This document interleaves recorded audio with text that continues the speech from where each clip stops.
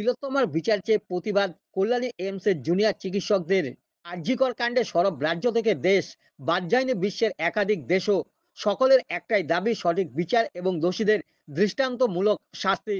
সেই দাবিকে সামনে রেখে নদিয়ার কল্যাণীর এইমস হাসপাতালের চিকিৎসকেরাও সরব হয়েছেন প্রথম দিন থেকে।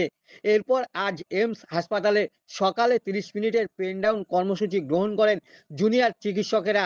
পরবর্তীতে এইমস হাসপাতালের সামনে রোড পেন্টিং এর মধ্যে দিয়ে প্রতিবাদে সরব হন কল্যাণী এইমসের জুনিয়র ডাক্তাররা। এরপর কল্যাণী এইমস হাসপাতাল থেকে হাতে মশাল নিয়ে প্রতিবাদ মিছিল সংগঠিত করেন জুনিয়র চিকিৎসকেরা।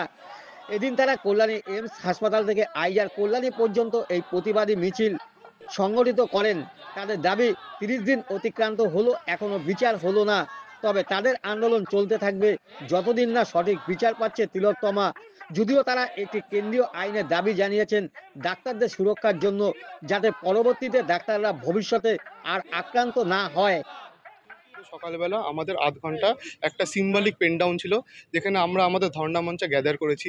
আমাদের সঙ্গে যারা পেশেন্টরা ছিল তারাও আমাদের সঙ্গে একই ফিলিং শেয়ার করে, তো আমরা তাদের সঙ্গে কথা বলেছি, ইন্টারাক্ট করেছি, আমরা পাবলিক সেন্সিটাইজ করেছি। তারপরে আমাদের ওই আধ ঘন্টার প্রোগ্রামটা আমরা ন্যাশনাল অ্যানথেম দিয়ে শেষ করেছি। তারপরে স্বাভাবিকভাবে যেখানে এরকমভাবে কাজ চলছে, এখানে স্বাভাবিকভাবে কাজ চলছে, আমরা আবার কাজে যোগদান করেছি।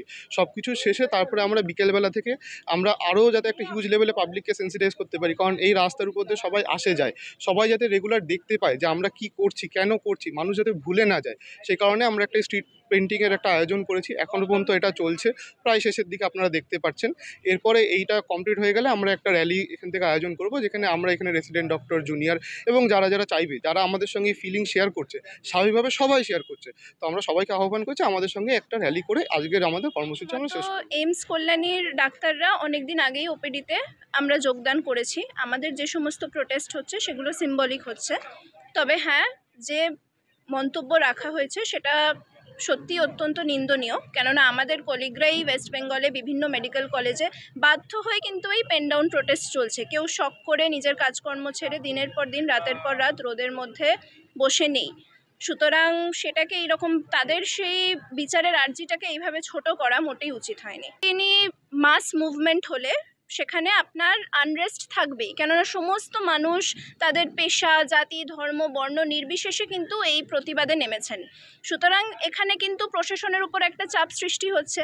তাই জন্য নিয়ম শৃঙ্খলা বজায় রাখবার জন্য, নিজেদের গদি বজায় রাখবার জন্য প্রশাসনের চাপ সৃষ্টি করতেই হবে। কিন্তু আমাদের যে দাবি সেটা তো অন্যায্য কোনো দাবি না, সেটা মানে খুবই সাধারণ একটা দাবি। সেটা হচ্ছে যে এই যে নৃশংস ঘটনা ঘটেছে সেই ঘটনার বিচার হোক, যারা সত্যিই এই কাজ করেছে তারা যেন শাস্তি পায়।